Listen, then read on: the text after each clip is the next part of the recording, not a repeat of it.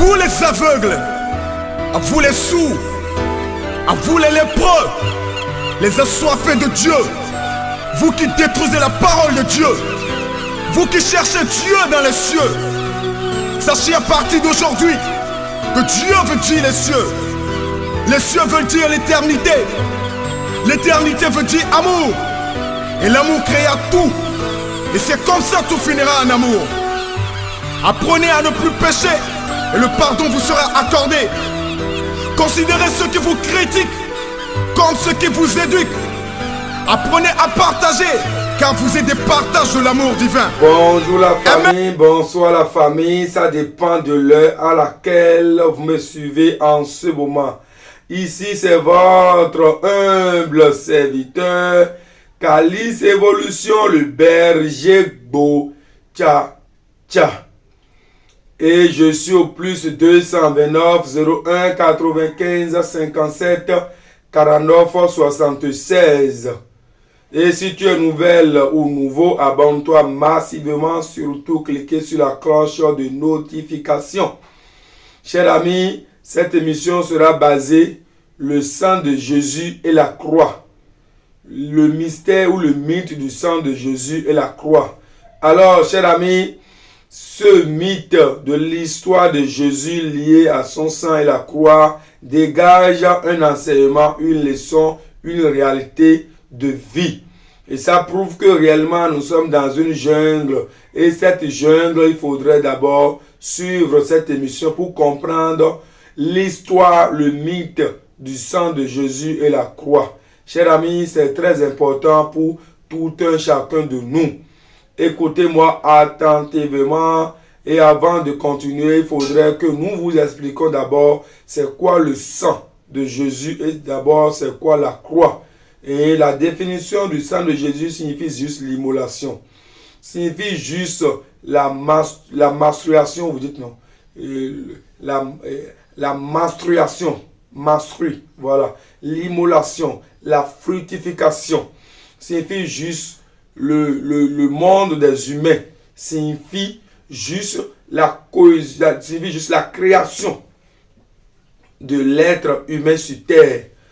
Le sang de Jésus signifie l'être humain sur terre ou la fructification, la multiplication de l'être humain sur la croix à travers l'immolation. Chers amis, c'est de ça il s'agit. Et la croix signifie juste le fardeau, la mission de vie de chaque être humain. En nous, nous possédons tous une croix. Et cette croix signifie juste la mission de vie de chaque être humain. Chers amis, nous allons vous aborder cette émission pour que chacun de vous en tire une leçon. Pour comprendre que l'histoire de Jésus liée à son sang et la croix n'est qu'un mythe. Ce n'est qu'une histoire juste pour rendre l'humanité coupable de ses actes. Chers amis, c'est de ça il s'agit. Alors, le sang de Jésus sur la croix, ça veut dire l'être humain dans sa mission de vie. L'être humain portant sa mission de vie. Il est important que chacun puisse savoir quelle est sa mission de vie. Jésus a trimballé ses bienfaits jusqu'à la fini sur la croix en versant son sang pour montrer que c'est là où, c'est-à-dire il a montré juste son début et sa fin. Ça prouve simplement que quand je suis né, voilà la mission qui m'est destinée. Alors, qu'est-ce que le sang de Jésus signifie réellement? Parce que la Bible a dit que quiconque croit Jésus sur la croix, quiconque croit que Jésus est décédé sur la croix, cette personne ou cet individu aura une longue vie sur terre. Car Dieu a tant aimé le monde qu'il a donné son Fils unique, afin que quiconque croit en lui ne périsse point, mais qu'il ait la vie éternelle. Comment la douleur de l'autre peut te créer une vie éternelle sur terre? Qu'est-ce que cela peut signifier? Il faudrait qu'on vous l'explique. Également, on dit, le sang de Jésus a fait quoi? A effacé toutes nos transgressions, tous nos péchés. Et nous devenons tous une nouvelle créature. Et d'autres personnes disent également que tout est accompli par le sang de Jésus. Et d'autres disent également que chacun porte sa croix pour faire face à sa destinée, à sa mission de vie, à son sort. Alors, toutes ces histoires que vous lisez, vous attendez, vous écoutez, qu'est-ce que cela peut signifier dans la vie dans laquelle on est actuellement? Chers amis, le sang de Jésus sur la croix ne signifie rien d'autre que l'ovulation de la femme, la menstruée de la femme. Si la femme n'a pas de menstruée, la vie ne serait jamais éternelle. Il faut comprendre juste que la vie dans laquelle on est, tant que la femme ne verse pas le sang, on n'aura pas la prolongation. Je dis bien la prolongation ou le prolongement de la vie. La vie éternelle dont il s'agit, c'est parce que Dieu a donné cette force, cette grâce à l'humanité afin que la femme puisse avoir ses menstrues et qu'elle conçue afin que l'humanité continue dans son sens, afin que la vie dans laquelle on est, que la vie soit éternelle. Chers amis, et la croix signifie juste que tout se paie ici-bas. Tout se paie ici-bas. Si tu veux réellement faire du bien, tu auras du bien. Si tu veux réellement faire du mal, il faut t'attendre à récolter le mal. Sinon, si nous regardons bien la vie de Jésus, ce n'est qu'une histoire imaginaire, ce n'est qu'un mythe. Parce que d'abord, Marie, sa femme et sa maman n'a pas eu contact avec un homme avant que Jésus ne soit né. Ça signifie simplement que Jésus est né d'une entraille inconnue. Ça veut dire que Jésus est né d'une entraille inconnue, ni d'un père, ni d'une mère. Juste pour montrer que l'humanité n'aura sens ou nous aurons une vie éternelle, c'est seulement si l'homme continue toujours de garder ce principe que la femme doit donner naissance à l'homme afin que la vie continue et que tout finit ici-bas. Parce que les gens attendent encore le retour de Christ, c'est normal, parce que si tu meurs, c'est fini. Jésus a fait sa mission, il est décédé sur la croix, c'est fin de sa mission. Et les gens attendent encore son retour, ce qui est quasiment impossible, tout simplement.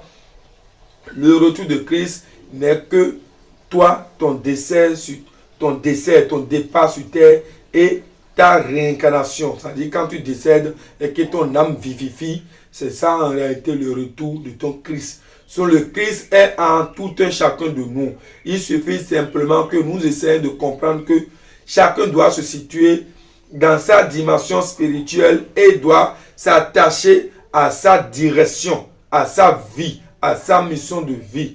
Tant que tu vis et que tu ne connais pas ton sort, il faut savoir que tu ne vis pas. Chacun doit se situer dans sa dimension de vie. Sinon, c'est impossible. C'est d'abord pourquoi l'Esprit vous dit que toute femme qui avorte ou toute femme qui s'adonne à l'avortement ou les hommes qui enceintent des femmes et qui préfèrent avorter, vous péchez et vous commettez de graves erreurs et surtout des entraves spirituelles. Chers amis, c'est dangereux.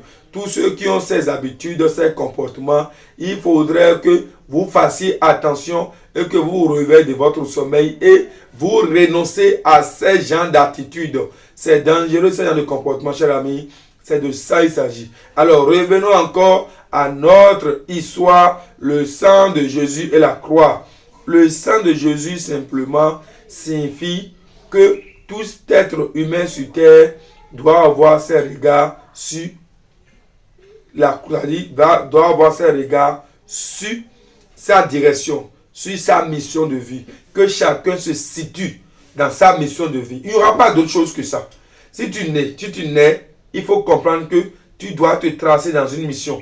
Et ta mission est déjà tracée avant que tu ne viennes sur terre. Et pour maîtriser cette mission, il faudrait faire quoi? Il faudrait consulter l'oracle ou il faudrait s'initier au fa pour comprendre la réalité. Voilà ma mission sur terre. C'est d'ailleurs pourquoi on vous dit, quand vous mettez au monde vos enfants, il est très important que vous fassiez quoi? Que vous consultez l'oracle et de comprendre qui est cet enfant. Parce que chaque être humain n'est qu'une réincarnation d'une mission inachevée. Et cette mission peut être achevée par toi, par d'autres manières, par d'autres stratégies.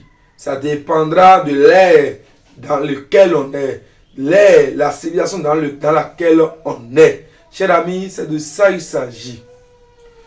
Père, ton propre Père t'envoie en mission et tu finis sur la croix.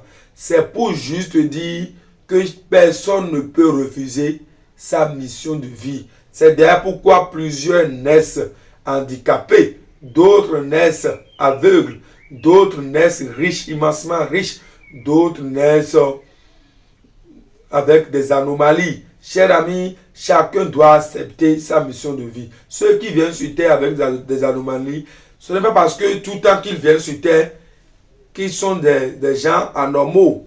Non, le jour que ces personnes feront encore d'autres missions de vie, ils seront tout simplement normaux, normales comme nous autres. Chers amis, c'est pourquoi il ne faut pas juger les autres parce que chacun se situe dans sa direction, dans sa mission de vie. Alors, le sang de Jésus qui a coulé sur la croix, qui a apporté la vie éternelle en question, ce n'est que la menstruée de la femme. Ce n'est que une forme d'immolation. C'est pourquoi on vous dit, quand une femme est en menstruée, c'est un moment pour la femme de remercier son Dieu, de lui avoir accordé cette grâce d'immolation, afin qu'elle puisse prier pour toute sa famille. Normalement, quand une femme est en menstruée, c'est la meilleure c'est le meilleur moment pour cette femme de prier et de rester isolée aux autres êtres humains. Si peut-être c'est une femme au foyer et quand elle est en menstruée, elle devrait faire quoi? S'isoler de ses enfants, de son mari. Elle ne doit pas préparer ni à sa femme, ni à son mari, ni à ses enfants. Elle doit s'isoler et prier. Prier. Prier durant tous les 5 jours. Prier et jeûner afin que Dieu puisse lui donner grâce.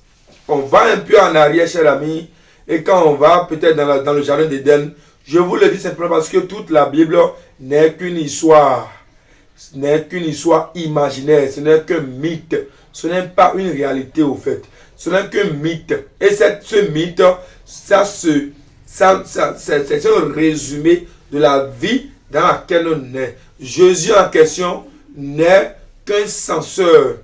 Ou quand vous êtes dans une action, quand vous pensez à Jésus et que l'action que tu veux mener, si l'action ne tienne pas la route et quand tu as tes regards sur Jésus, tu dois te repentir. Tu dois quitter cette mauvaise action. Donc Jésus n'est qu'une forme de censeur. D'accord? Une forme d'une aspiration. Et quand vous l'aspirez, quand vous pensez que Jésus n'aime pas certaines choses selon les recommandations qui ont été éditées, qui ont été écrites dans la Bible, tu ne dois pas commettre certaines erreurs. Et ces erreurs se vérifient parce que celui qui fait du mal à son prochain commet un péché envers son prochain ou piétine à son prochain. Celui qui sait pertinemment que chercher la femme d'autrui, c'est offenser son ami, c'est offenser son frère, avec son frère dont il a dragué ou il a couché avec sa femme. Celui qui vole son semblable, il a offensé celui qui a été volé. Chers amis, c'est de ça il s'agit. Donc, Jésus n'est qu'une maison dans laquelle on veut que ceux qui vont respecter la règle de la vie, ceux qui vont respecter l'humanité. Chers amis, c'est de ça il s'agit. Pourquoi on vous dit simplement que nos vaudous que nous adorons reposent sur les recommandations, sur les alliés, sur la droite ligne. La meilleure manière de vivre sur terre, c'est de respecter son semblable comme tu veux que lui te respecte. Il faut d'abord apporter ce respect à ton semblable comme tu veux que lui aussi te respecte. C'est comme ça, nous allons un peu en arrière pour aller vers le jardin d'Éden. Ce n'est qu'une histoire aussi imaginaire où Adam et Ève sont dans un jardin où les animaux, la forêt, tout le monde est ensemble. On est ensemble dans ce jardin et tout est rose. Tout est rose. Les gens ont dit qu'ils étaient tous nus. Et le jour que le serpent a trahi Ève est venue trahir également Adam. Dieu a détourné ses regards des humains et également Dieu a maudit l'être humain en disant que la femme n'accouchera que dans la douleur et que l'homme ne mangera qu'à la sueur de son front. La femme n'accouchera que dans la douleur. La douleur en question, ce n'est pas simplement sur la table d'accouchement où la femme crie. Non, la douleur, ça se vérifie simplement pour vous dire que la vie dans laquelle on est, c'est la jungle et ça nous sera vraiment difficile d'y vivre, de rester dans cette jungle. Ça sera vraiment terrible. Et la femme qui accouchera dans la douleur signifie simplement que l'homme aura une forte domination sur la femme. Et que à un moment donné de la vie, on aura tendance à minimiser la femme au point où c'est comme si ce n'est pas elle qui a mis au monde toute l'humanité entière. Chers amis, c'est de ça il s'agit. Toute la reconnaissance vers à l'endroit de Christ. On oublie que nous venons tous de l'entraille d'une femme. Et si on continue toujours, on dit la femme accouchera dans la douleur et que l'homme travaillera, l'homme ne mangera qu'à la sueur de son front. Mais quand Jésus viendrait, ou quand Jésus venait sur terre, Jésus est venu également de l'entraille d'une femme. Mais cette femme a accouché dans la douleur, tout simplement pour nous montrer que quand la femme est encore en vie et son fils est allé, on a tué son fils devant sa propre mère. Alors qu'en réalité, quand de nos jours, quand un enfant décède et que sa mère est toujours en vie, on accuse cette mère de sorcière parce que le sens normal des choses, c'est la mère ou les parents, c'est les enfants qui doivent enterrer la mère. Les parents ne doivent pas enterrer leurs enfants. Mais quand vous regardez bien la Bible, quand vous lisez bien l'histoire, vous allez comprendre qu'en réalité, c'est Joseph et Marie ont enterré Jésus. Ont enterré Jésus. Dans ce sens, vous n'avez pas remarqué que c'est une douleur. C'est une douleur pour vous montrer que la vie dans laquelle on est, ce n'est pas ce que vous voyez. Ce n'est pas ce que vous voyez. La vie, en réalité, ce n'est pas ce que nous croyons au fait. Nous sommes dans un monde incertain où personne ne peut vous dire réellement qu'est-ce qui s'est passé. Où Jésus connaissait réellement celui qui veut le saboter, celui qui veut le trahir, mais tout le temps Jésus continuait de manger avec cette personne. C'est pour vous montrer que même ton père, même ta mère, même tes enfants, même ton meilleur ami n'existe pas. Il faut comprendre que c'est toi seul dans cette jungle humaine et tu ne dois regarder que la croix où tu seras immolé. Et cette croix, c'est quoi? Comment tu vas finir ton temps sur terre? Quelle action tu veux mener sur terre? Et l'action que tu veux mener sur terre, c'est selon ses récompenses. Jésus a voulu sauver le monde. Un monde qui n'était pas prêt pour lui. Jésus a voulu changer le système. Un système qui a été établi et chaque chose était à leur place. Maintenant, ce système, s'il veut à tout prix accomplir cette mission, il a fait quoi? Il a piétiné aux règles établies. C'était une règle qui était là. Et quand lui est venu embrouiller cette règle, quand il est venu s'imposer ou il est venu interrompre cette règle de la vie, qu'est-ce qu'il a fait? Il est obligé de laisser sa vie afin que les gens puissent le prendre comme exemple. Et c'est par là, les gens ont dit qu'il a persisté jusqu'à ce que on peut déjà dire, il n'a pas renoncé. Il a persisté et par cette histoire, on peut dire, tant que tu es dans la souffrance, tant que tu es dans les épreuves, il ne faut jamais renoncer à ta mission de vie. Il y a d'autres personnes, quand vous êtes dans une mission, quand vous êtes sur la terre, vous regardez comment les autres évoluent et comme vous êtes dans une période, dans une situation difficile, vous renoncez à la situation sans analyser la situation dans laquelle vous êtes et vous avez vos regards ailleurs. Et quand vous allez là-bas, peut-être c'est là-bas que vous vous mettez en coalition avec la mission réelle de votre vie. Et dans ce cas, soit la mort qui vient vous chercher ou vous finissez votre vie peut-être très mal. Donc il faudrait que chacun persiste et que chacun soit fidèle à sa mission de vie. Ce n'est que ça que Jésus est en train de vous montrer. Maintenant, la douleur, les cris, tout ça montre que ce que Jésus dit, ce que Dieu disait, que la femme accoucherait dans la douleur et que l'homme ne marchera que la seule de son front. Mais Jésus a crié. Il a crié. Ça lui faisait très mal. C'est comme ça que nous aurons toujours mal. Si nous pensons que ceux qui nous entourent, ils nous voient, j'ai dit, ceux qui nous entourent ont les mêmes logiques que nous, vous allez vous faire avoir le tout simplement possible. Donc, la vie dans laquelle on est, nous sommes dans une jungle réelle. Et l'ennemi peut être celui avec qui tu manges. L'ennemi peut être ton père, ta mère. L'ennemi peut être n'importe qui. Il faudrait avoir vos regards sur votre mission de vie et que rien de ce qui bouge autour de vous ne vous embrouille. Et que vous soyez situé réellement et que ce que vous souhaitez dans votre vie et que cela soit ainsi. Chers amis, c'est de ça il s'agit. Il y a d'autres personnes, quand je parle ici, mais ils m'ont dit, mais c'est quoi encore cette histoire? C'est une histoire qui doit normalement toucher la conscience de tout le monde.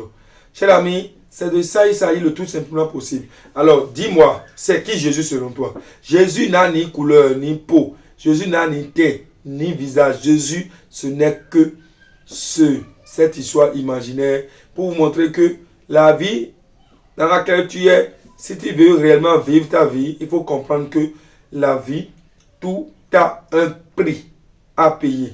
Soit tu fais le mal, tu as le mal, tu fais le bien, tu as le bien. Et l'enfer, le paradis, c'est sur terre. L'enfer et le paradis, c'est sur terre. Si l'enfer et le paradis n'étaient pas sur terre, il faut bien avoir une observation autour de vous. Autour de tout ce qui bouge autour de vous. Essayez de bien observer. Ce n'est pas une réalité où le voleur finit toujours par se faire tuer. Celui qui aime tromper finira toujours par aller un jour en prison. Celui qui fait du bien aura toujours le bien. Celui. Donc, regardez, tout se paie ici sur terre. Que cela ne vous étonne. C'est la vie qui est ainsi. Alors, le sang de Jésus, ce n'est qu'une réalité pour vous montrer que c'est par ce sang que nous aurons réellement une vie dans laquelle on est éternelle. Ce n'est pas la vie humaine, ce n'est pas la chair, ce n'est pas la peau, ce n'est pas ce visage, mais la vie en résumé, la vie en général. L'humanité tout entière aura une vie éternelle. Parce que si la femme cesse d'accoucher, on n'aura plus d'humains sur terre. Le peu d'humains qu'on est déjà, ou 16 milliards d'hommes qu'on est sur terre entière, je ne sais pas quoi, ou c'est plus que 16 milliards, je ne sais pas quoi. Si toutes les femmes décident de ne plus demander au monde des enfants, et que toutes les femmes décident d'arrêter d'accoucher, on n'aura plus d'humains sur terre, on n'aura plus une vie éternelle, on n'aura plus l'humanité.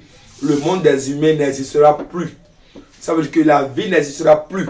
Ça veut dire que le sang de Jésus signifie juste la vie. Si on aura une vie éternelle, il faudrait que la femme ait ses menstrues. Tout simplement. Et c'est par la femme que l'humanité continue d'être humanité. Si toutes les femmes décident, ou bien quand vous mettez au monde, vous ne mettez au monde que des garçons, jusqu'à ce que vos mères sont décédées, tout le monde est décédé, nous ne sommes que des garçons sur terre, on va finir et on va quitter le monde et le monde n'existera plus jamais. Mais tant que la femme accouche par le sang, on aura toujours la vie éternelle. Et la croix signifie la mission de vie de chaque être humain sur terre. La mission de vie de chaque créature sur terre. La vie n'est jamais tout le temps rose. Alors, le sang, quand vous regardez bien le sang, c'est ce que vous voyez. C'est toi, c'est moi. C'est la grâce que Dieu a donnée à la femme de toujours nous accorder les humains sur terre. Et que l'homme donnera le sang à la femme et le sang de l'homme tournera encore avec le sang de la femme pour donner un être humain. Mais avant que cela ne soit ainsi, il faudrait que la femme ait ses menstrues. Il faudrait que la femme coule du sang, comme le sang de Jésus sur la croix. Il faudrait que la femme accepte sa mission de vie en coulant le sang, afin que nous ne venions sur terre. C'est tout simplement ça, chers amis. Et que la vie est regorgée des principes. La vie est regorgée des principes, des règles. Et ces règles, tout est résumé par le sang de Jésus, où on vous dit, tout est accompli. L'homme ne doit aimer son prochain comme soi-même. Et l'homme s'attachera à sa femme et les deux deviendront une seule chair. Et cette chair, ce n'est qu'une liaison de la vie, un résumé de la vie entière. C'est de ça il s'agit. Alors, ceux qui font avortement, il faut laisser. Ce n'est pas bon pour l'humanité. Ceux qui font le woubi ou le lélé, il faut laisser. Ce n'est pas le bon sens de l'humanité. L'enfant, peut-être, qui commet l'adultère, ou l'enfant, je vais dire, l'enfant qui n'obéit pas à ses parents, Dieu a dit, dans la Bible que vous lisez, dans le mythe que vous lisez, un enfant qui n'obéit pas à ses parents, c'est un enfant qui n'a pas une longue vie sur terre. Cela n'est pas clair, mais pourtant, Dieu a dit que le sang qui a été coulé vous a déjà donné une longue vie éternelle. Tous ceux qui ont cru que ce sang a coulé, c'est que vous avez une longue vie, c'est-à-dire une vie éternelle. Mais ils ont encore dit, l'enfant qui n'obéit pas à ses parents n'aura pas une longue vie. Longue vie, la première longue vie en question, l'enfant qui choisit la mission de vie. Donc, chaque fois que les enfants choisissent de venir sur terre, la vie continuera toujours. D'où la vie éternelle. Mais quand ils viennent sur terre, il faudrait les éduquer selon les principes de la vie. Respecte ton prochain.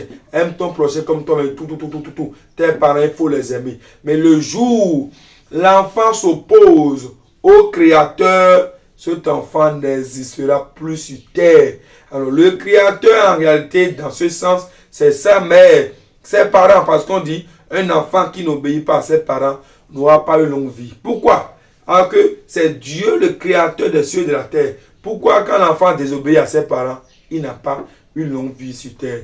Tout simplement, nous sommes tous une représentation, un représentant ou une représentante de Dieu créateur des cieux et de la terre. Dieu n'aura pas d'autre forme. Dieu n'aura que la forme humaine, la conscience humaine. Dieu n'aura que nos silhouettes. C'est toi Dieu, c'est moi Dieu, c'est toi en ton cœur, dans ton cerveau, ta conscience c'est Jésus. Mais le Dieu c'est toi et la conscience qui est en toi c'est Jésus. Si ta conscience te dit ce que tu veux faire ce n'est pas bon, ne le faites pas. Parce que tout est accompli et tu es venu sur terre. Donc si ta conscience te dit chercher femme d'autrui n'est pas bien, ne le faites pas. Parce que ce n'est pas bien. Il y a d'autres, ils s'entêtent, ils le font.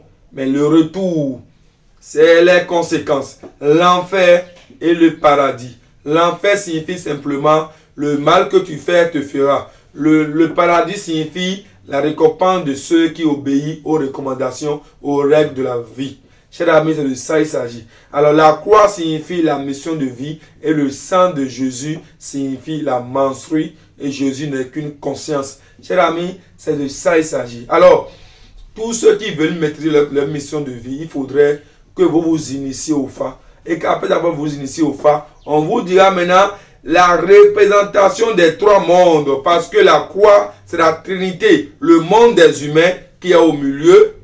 Vous comprenez? Le monde animal et également le monde de la végétation. Et le tout est reposé sur la terre.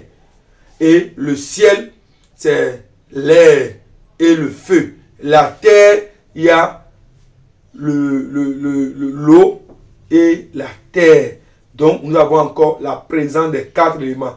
Le ciel, nous avons l'air Et le feu, ça fait le revioso et le temps. Et la terre, nous avons la terre sur laquelle nous sommes. Et l'eau, la terre c'est Sagbata et l'eau c'est Torosu. C'est d'ailleurs pourquoi on vous dit, si vous êtes dans la mission de vie, évitez l'avortement. Parce que vous avez tous votre croix pointée sur la terre. Et sur la terre se trouve l'eau. Et l'eau en réalité c'est le Torosu. C'est d'ailleurs pourquoi quand vous avortez, le sang coule et ça monte encore au niveau de l'eau et au niveau de la terre.